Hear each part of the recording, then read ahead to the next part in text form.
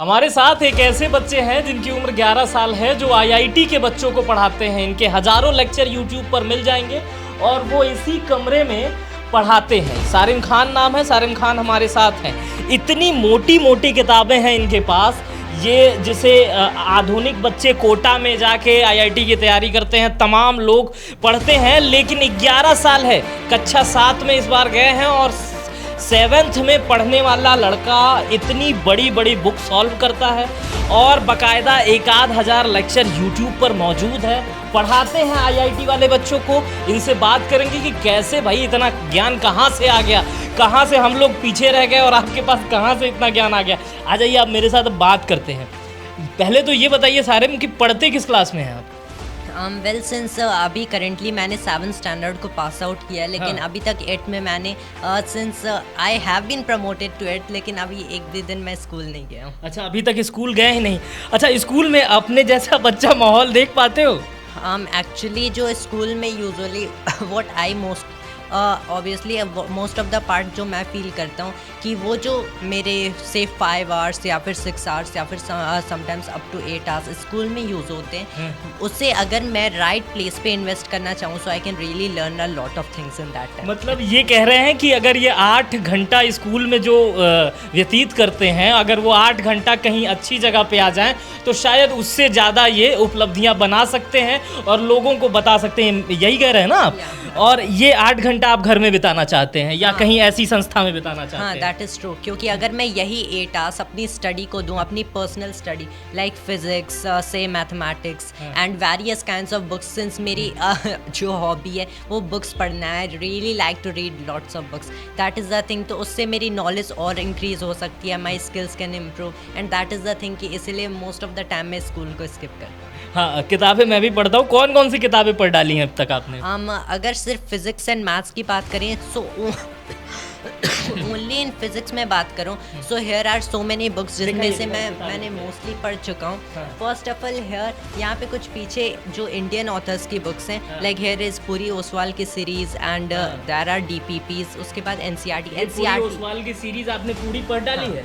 हाँ, एक्चुअल में ये मैंने पूरा सॉल्व नहीं किया है, बट रादर जो भी मुझे इंटरेस्टिंग चैप्टर्स लगते हैं कभी कभी करा है, मतलब ये आपने पढ़ डाला है। हाँ, और ये मतलब सब किताबें जो आपने लगाई हैं सिर्फ देखने के लिए नहीं है, मैं बता रहा हूँ, ये पढ़ने वाले बच्चे यही हैं। और इनकी उम्र एक बार और बता दूँ, 11 साल के हैं और अभी 7th पास किया है, 8 में स्कूल नहीं गए और कह रहे हैं कि अगर स्कूल जाएंगे 8 घंटा वहाँ बिताएंगे, इससे बढ़िया घर में पढ़ लेंगे। क्योंकि मुझे ऐसा लगता है, पता नहीं इन्हें क्या लगता है, कि स्कूल में इनके जैसा बच्चा है ही नहीं और शायद टीचर भी ना हो, क्योंकि टीचर को भी इतनी किताबें पढ़ने में दिक्कत होती होगी। आप ऐसा मत कहिएगा, लेकिन मुझे जहां तक कि लग रहा है कि इतनी किताबें पढ़ने के बाद टीचर जो है वो हाटा में नहीं पढ़ाएगा, वो हार्वर्ड में जाएगा।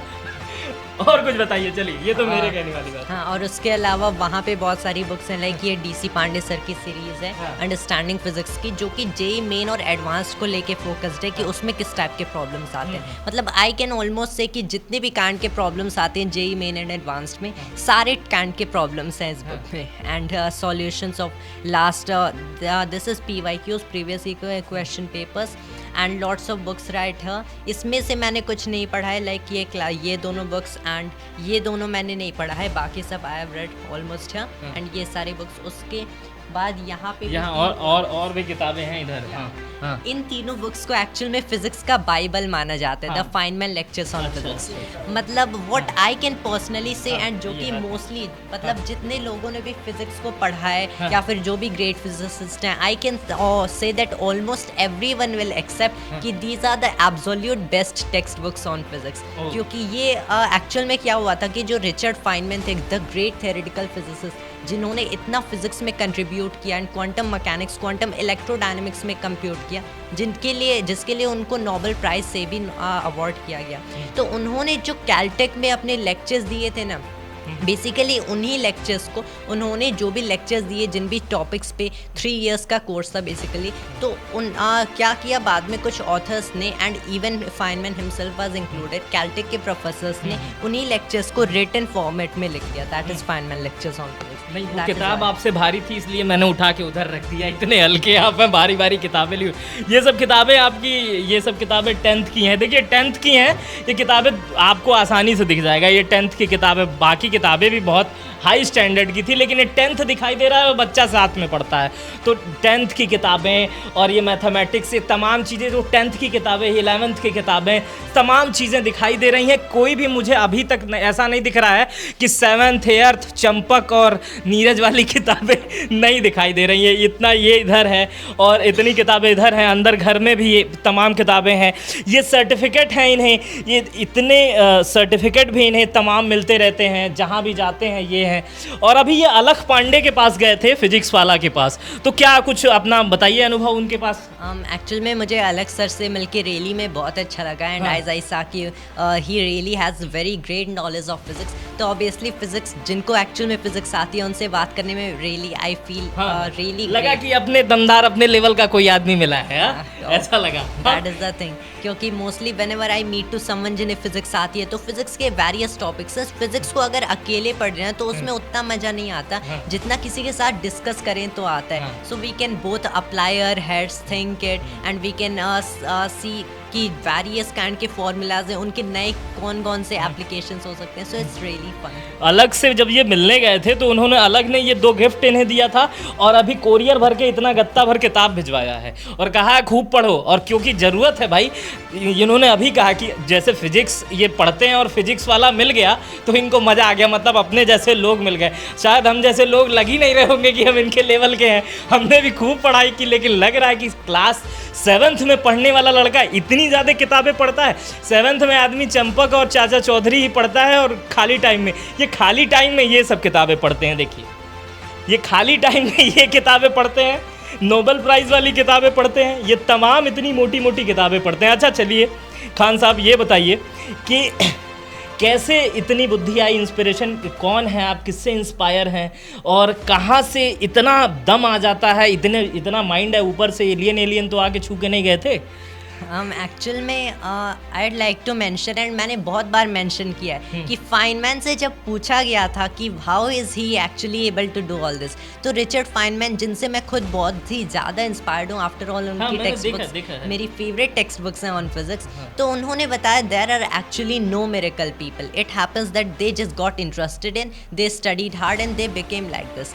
तो कोई भी अगर स्टडी करेगा, अगर 10-12 आवर्स डिवोट करने के लिए तैयार है टू अ पर्टिकुलर सब्जेक्ट, तो obviously anyone can just do it. कोई भी क्वांटम मैकेनिक्स समझ सकता है, कोई भी रिलेटिविटी समझ सकता है, या फिर all this thing what ever that is in physics, electromagnetism, या फिर कोई भी JEE एंड नीट जैसे कॉम्पिटिशन्स को क्रैक कर सकता है। इट इज़ जस्ट कि आपको उसमें इंटरेस्ट लेना है, आपको वो टॉपिक समझने की कोशिश करना है, even if you don't understand it at first. अगर आप समझते हो या नहीं समझते हो, it doesn't matter, just give time to that and in the end eventually you will achieve it. देखिए, कोई भी कर सकता है, कोई भी कह सकता है, ये इनका कहना है, लेकिन दर्शक जो देख रहे हैं वो कोई भी नहीं कर सकता, ये मेरा मानना है। आप अपने बच्चों को दबाव मत डालने लगिएगा कल से कि भाई 11 साल का लड़का है, तुम्हारे जैसा है, तुम भी ये सब किताबें लाओ।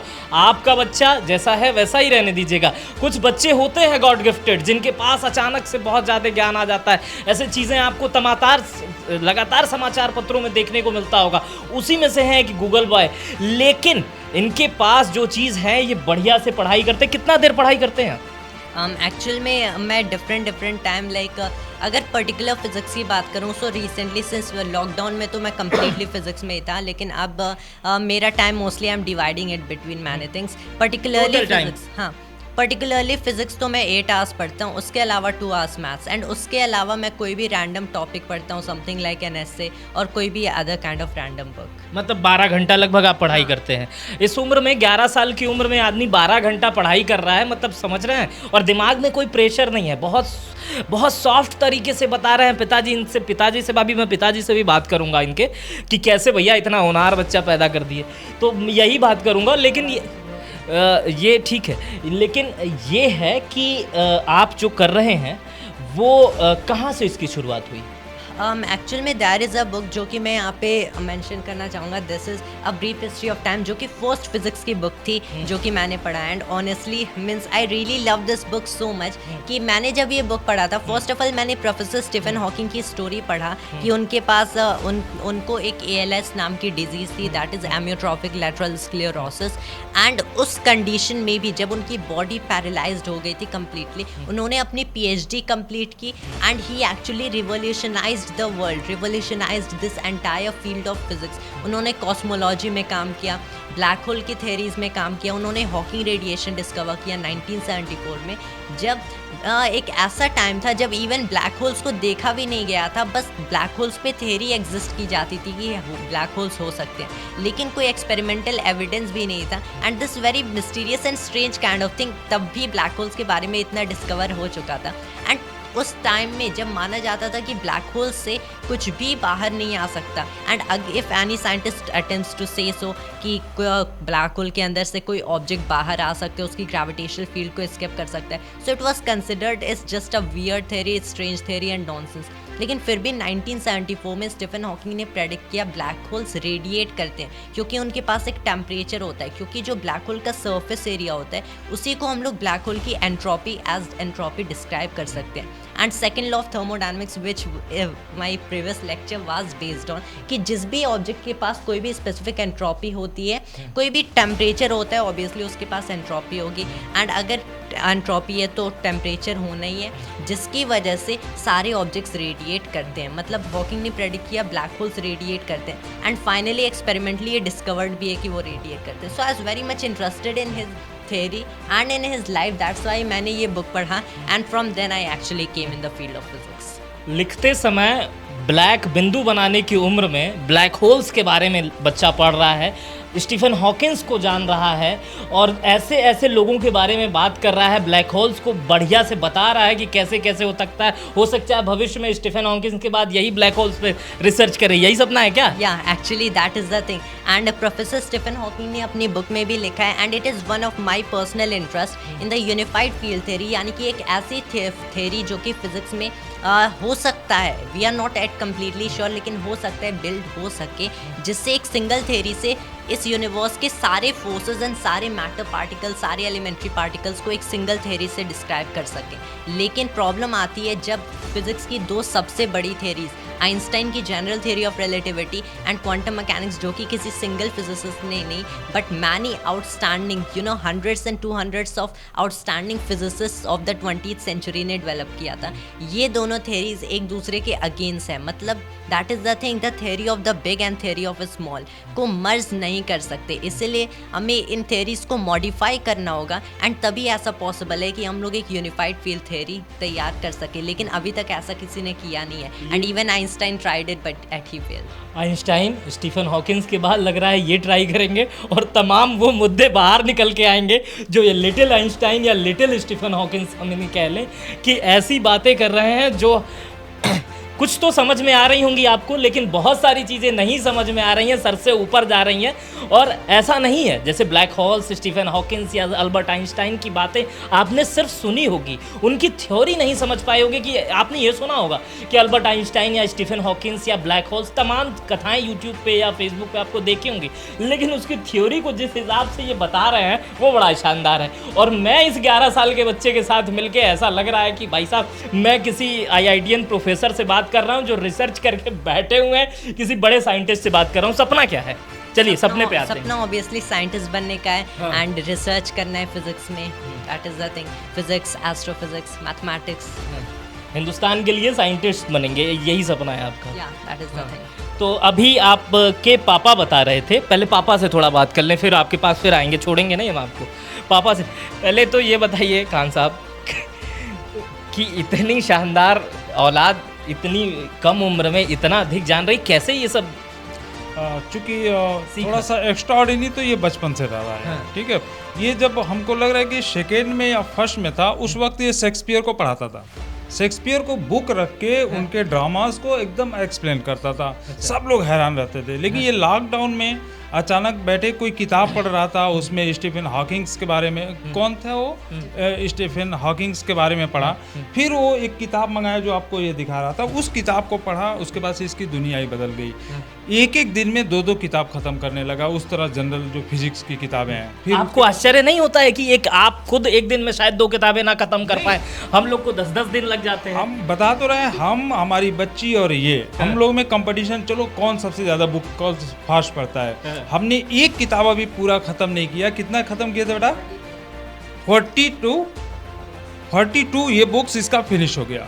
एक किताब अभी हमने नहीं खत्म की। एक किताब जब इनके पापा पढ़ रहे थे, एक किताब ये ख़त्म करना चाह रहे, ये खुद अध्यापक हैं, और इनके पिताजी जब एक किताब पढ़ के ख़त्म किए तब तक बेटा 42 किताब ख़त्म कर चुके थे। अब अंदाज़ा लगाइए कि 11 साल का लड़का 42 किताब उस समय में ख़त्म कर लेता है जब उसका पिता एक किताब ख़त्म करता है। क्या गजब की योग्यता है, कहाँ से आता है इतना दिमाग, कहाँ से लाते हो भैया। और कमाल तो ये है कि वो किताब जो मैं शुरू किया था आज भी फिनिश नहीं है। वो क्या नाम है इसी को पता है? Bog child. हाँ, शायद यहीं कहीं रखा होगा वो। और उसके बाद से इसने लगातार, क्योंकि हम 8 पेज 10 पेज पढ़ के रख देते थे, और ये एक बार बैठता था तो या तो एक बार में पूरी किताब खत्म या दूसरे शिफ्ट में वो खत्म। मतलब इस तरह का इसका ये था। बहुत सारी किताबें एक दिन में फिनिश ही हो जाती थी, वो बहुत, जिससे वो न्यूमेरिकल नहीं होती थी, मतलब साइंस के बारे में, हाँ, या किसी साइंटिस्ट के बारे में, उस तरह की किताबें। अच्छा, तो बहुत सारी। अच्छा मोहसिन खान साहब, ये बताइए कि अभी आपने, जब हम आपस में बातें कर रहे थे तो बताया कि इनको कोई महाकुंभ में बुलाया जा रहा है। जी, उसमें ऑल इंडिया लेवल से है, उसमें इनका सिलेक्शन हुआ है, और आज ही लिस्ट हमको भेजा गया है, उसमें 8th नंबर पे इनको दिया गया है, और बाल वैज्ञानिक से सम्मानित होने वाले हैं। उसमें इंडिया के टॉप मोस्ट जो साइंटिस्ट लोग हैं, इसरो और भाभा के, वो सब लोग आ रहे हैं। इवन आनंद कुमार सर आ रहे हैं, और पटना वाले खान सर भी गए हैं उसमें, क्योंकि आनंद कुमार तो इनके बिगनिंग से ही साथ में रहे हैं, वो हमेशा इनको कॉल करते रहे, इनके बारे में पूछते रहे। हाँ, काफ़ी उनसे इंस्पायर्ड है बच्चा। तो उस दिन उनसे मुलाकात भी होगी, बहुत सारे लोगों से मुलाकात होगी। तो ये जान के बहुत खुशी हुई है कि बच्चा उस प्लेस पे जा रहा है जहाँ पे सारे बच्चे या तो प्रधानमंत्री से सम्मानित हो चुके हैं या राष्ट्रपति से सम्मानित हो चुके हैं, ये उसमें ये बच्चा जा रहा है। आपने YouTube पे चैनल बना लिया, कैसे शुरुआत हो गई इसकी? बेसिकली YouTube पे जो चैनल है, मेरा चैनल SK वंडर किड्स, वहाँ पे मैंने स्टार्ट किया था first of all in the very beginning of lockdown. जब मेरा एक्चुअल में फिजिक्स में इंटरेस्ट आया था, देन आई डिसाइडेड कि मैं एक YouTube चैनल बनाऊंगा, एंड उस पर ये सारे कंसेप्ट, ये सारे थेरीज या फिर प्रॉब्लम सॉल्विंग्स, ये सारे क्वेश्चंस अपलोड करूंगा। So that was the idea. At first it started like a joke, लेकिन बाद में आई बिकेम सीरियस कि अब मैं ये सारी चीज़ें सिस्टमेटिक करूंगा, that is the thing. And उसके बाद I started really seriously uploading, क्योंकि पहले तो सब जोक में हुआ था, कोई कुछ भी रैंडमली हियर एंड देयर, लेकिन उसके बाद मैंने सीरियसली स्टार्ट किया uploading the content of IIT JEE। Like this was the second law of thermodynamics. कुछ दिन से एक्चुअल में मुझे कब हुआ था, दैट्स वाई मैंने वीडियोस नहीं अपलोड कर पाया, but this was about my last lecture, जो कि 1 शॉट में था, entire second law of thermodynamics, जो कि JEE NEET। सिंस अभी जो मैं पढ़ा रहा हूँ, that is all 1 shot videos.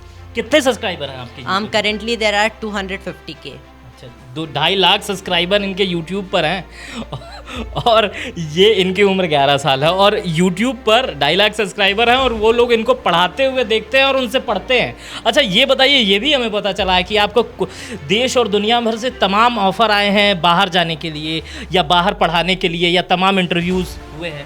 हाँ, एक्चुअल में ऑफ़र फर्स्ट ऑफ ऑल पढ़ाने के लिए भी बहुत सारे even institutes and online platform से भी आए हैं, but I didn't yet join. And उसके अलावा मेरी जो पर्सनल स्टडी से रिलेटेड है, उससे रिलेटेड भी बहुत सारे ऑफर्स आए, बट करेंटली मैंने कहीं भी ज्वाइन नहीं किया। किस किस देश से ऑफ़र आए हैं? एक्चुअल में फर्स्ट ऑफ ऑल इंडिया से तो बहुत सारे ऑफर्स हैं, उसके बाद out of the country like मैंने बहुत सारी यूनिवर्सिटी से भी बात की, and many professors have also said कि जब मैं अपना हाई स्कूल कर लूँगा या फिर मेरे इंटरमीडिएट कंप्लीट हो जाते, so they can give me recommendation letters for something like for some foreign universities, and मैं जिस भी यूनिवर्सिटी में चाहूँ वहाँ पे लाइक पढ़ सकता हूँ। लेकिन मेरा जो पर्सनल ड्रीम है वो ट्रिनिटी कॉलेज कैम्ब्रिज का है, जहाँ से professor Stephen Hawking and professor Isaac Newton पढ़ाई है। वहाँ बात हुई आपकी कैम्ब्रिज में? Cambridge and MIT are actually related. मैंने MIT के प्रोफेसर से। अच्छा, MIT के प्रोफेसर से आपकी बातचीत होती है? And there are other universities like Osaka university which is in Japan, वहाँ से मैंने बात किया, and there are some other universities like Southampton university से। तो ये 11 साल के सलीम खान हैं जो कैम्ब्रिज यूनिवर्सिटी से भी बात करते हैं, जापान की यूनिवर्सिटी से भी बात करते हैं, और तमाम देश भर की उन यूनिवर्सिटियों में इनको पढ़ने के लिए ये बुलाया जाता है, या हाई स्कूल के बाद ये वहाँ जा सकते हैं जहाँ पर बड़े बड़े लोग सपना देखते हैं। सोचिए, 11 साल का बच्चा कैम्ब्रिज में बात कर रहा है, 11 साल के बच्चे के पास YouTube के 2.5 लाख सब्सक्राइबर हैं, उस पर वो बच्चों को पढ़ाते हैं, और इनकी उम्र, ये क्लास 7th में पढ़ते हैं। ये देखिए जेई लिखा, नीट लिखा हुआ है। अभी मुझे इनसे जानकारी मिली 1100 लेक्चर है इनके, और इतने कम उम्र में इतनी होनहारी कैसे पॉसिबल है, आप हमें ज़रूर बताइएगा। अपना बहुत ख्याल रखिएगा, धन्यवाद।